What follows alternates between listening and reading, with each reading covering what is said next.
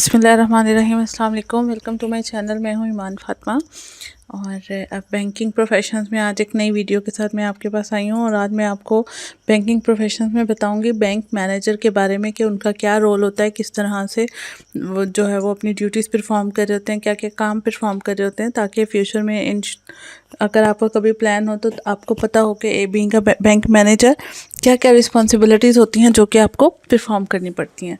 तो इसमें हम लोग सबसे पहले जो है वो जाएंगे मैनेजर्स की जॉब डिस्क्रिप्शन की तरफ कि क्या क्या जो है वो उनके काम होते हैं। उसके बाद फिर मैं आपको मज़ीद उसकी क्वालिफ़िकेशंस और हर एक चीज़ के बारे में बताऊंगी। बेसिकली अगर आप किसी भी ब्रांच को विज़िट करते हैं, किसी भी बैंक को विज़िट करते हैं, तो आप वहाँ पर देखेंगे कि दो ग्रुप्स बैठे होते हैं या दो डिपार्टमेंट्स बैठे होते हैं। एक उनका सेल्स का डिपार्टमेंट होता है और एक ऑपरेशन का। ऑपरेशंस के मैं आपको सारा बता चुकी हूँ, जिसमें टेलर, बीएसओ और बीएसएम ये सारे लोग होते हैं, ठीक है। जबकि दूसरी साइड पे जो है वो सेल्स के लोग बैठे हुए होते हैं। सेल्स में मतलब क्या होता है कि उनके टारगेट्स और हर एक चीज़ उन्होंने वो करनी होती है। तो सेल्स में हमारे पास जो है वो बैंक मैनेजर्स आ जाते हैं, ये बीडीओज़ आ जाते हैं। मैं बीडीओज़ के बारे में भी अगली वीडियो आपके लिए बनाऊंगी। तो अभी हम लोग ब्रांच मैनेजर को डिस्कस करने। तो ब्रांच मैनेजर का बेसिकली काम क्या होता है कि उन्होंने देखना होता है कि वर्क फ्लो जो है वो किस तरह से प्रोसेस हो रहा है, उन सब चीज़ों को वो चेक कर रहे होते हैं। डेली की प्रोडक्टिविटी चेक कर रहे होते हैं, क्योंकि सेल है उनका मेन फंक्शन ही क्या है, बैंक में डिपॉजिट लाना है। तो बैंक में डिपॉजिट लाने के लिए, कस्टमर को ग्रैब करने के लिए हर वो पॉसिबल स्टेप जो वो ला सकते हैं, वो उसके लिए जो है वो वर्क कर रहे होते हैं, ठीक है।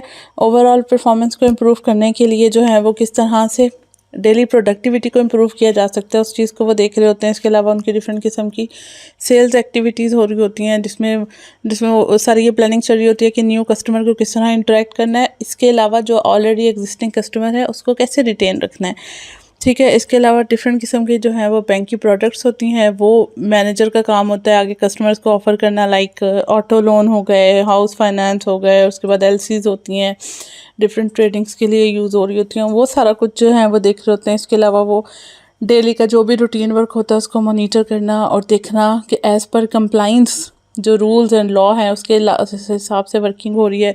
कस्टमर की कंप्लेंट्स को कंसीडर करना, हर इस तरह से, ठीक है। और इसके अलावा क्या है कि जो बैंक का एनवायरनमेंट है वो इस तरह का रखना कि अपने साथ आपकी जो पूरी टीम है वो भी उतना ही बराबर रोल प्ले करे आपके कस्टमर को अट्रैक्ट करने के लिए, ठीक है। और इसके अलावा जो है और बहुत सी चीज़ें हैं जो कि वो देख रहे होते हैं। वो डिफरेंट किस्म की एक्टिविटीज़ को जो कि उनके बैंक ब्रांच का बिज़नेस जो है वो बूस्ट करने में हेल्प आउट कर रही हों, उन सब एक्टिविटीज़ के अंदर इन्वॉल्व होते हैं। फिर डिफरेंट किस्म के टारगेट्स होते हैं उनको, वो टारगेट्स उन्होंने हर मंथ अचीव करने होते हैं। मंथली टारगेट्स भी होते हैं, एनुअल टारगेट्स भी होते हैं।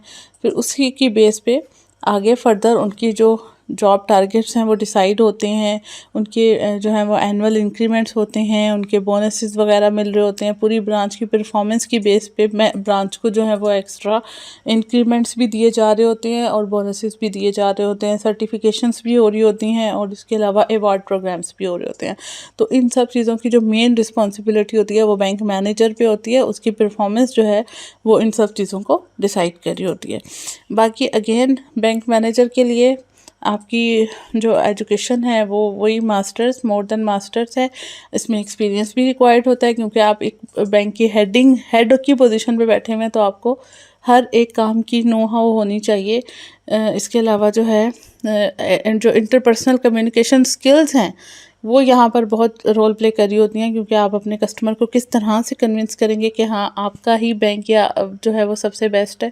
इन सब चीज़ों के लिए मैनेजर के इन एक्सपर्टीज़ और इन स्किल्स का होना बहुत ज़रूरी है।